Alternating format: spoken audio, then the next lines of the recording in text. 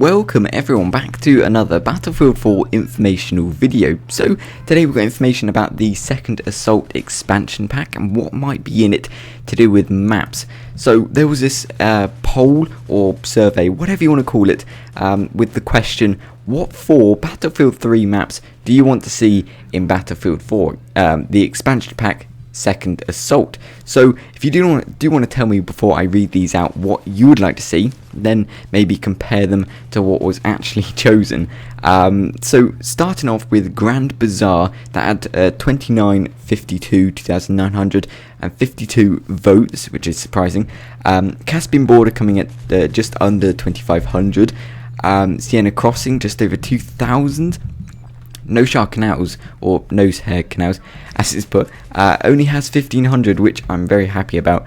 Metro in itself has just under 3,000 with 2,914. Carcan with 2,211, and all the rest was pretty much just above or just below 1,000, so they're not really in the runnings. So what we're really looking at is Grand Bazaar, Caspian Border, Sienna Crossing, Operation Metro, and Carcan. Really, those are the I believe 5 maps. I think I've said 5. I'm not sure if I mentioned Sienna Crossing. I think I did. 5 maps there.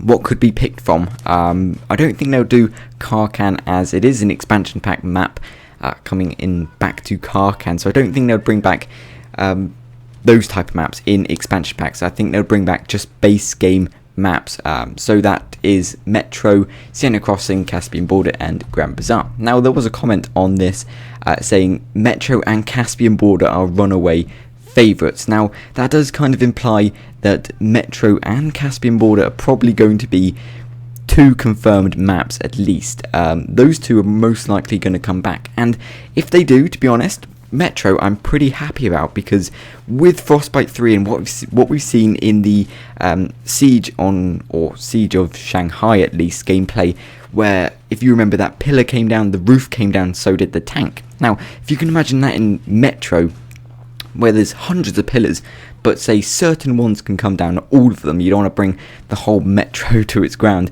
but if you could bring certain ones down, so you could go onto the roof, make different pathways going up or down, block off stairways, it would be absolutely incredible, especially if you could blow off the floor and bring a whole squad with the roof down. Now that would be awesome. That would make Metro a huge improvement. That would be so much better. Or especially if you remember in Rush, where you had the first base, it was open, grassy, trees everywhere. Then you go to the second one, if you could go over the top instead of having to go through those cluster tunnels where you're just going to get absolutely mowed by LMGs, assaults, waiting in those corridors for you. Maybe those are the ideas they're thinking on. If they do bring back Metro, I hope they go with something different to add, instead of just such a tight cluster, really. So maybe they're the lines that DICE are thinking on, but with Caspian Border, for example, I'm not really sure what Frostbite 3 could bring to Caspian Border to make it better, because Caspian Border in itself is a very good map. You've got vehicle warfare, you've got infantry warfare, vehicle versus infantry, you've got absolutely everything, ground to air, air to ground. That's all out war, that's all out chaos as well. But with Caspian Border, it's a very open, very fieldy, grass, trees area that come down by bullets, really. You don't need destructive explosions to bring down trees.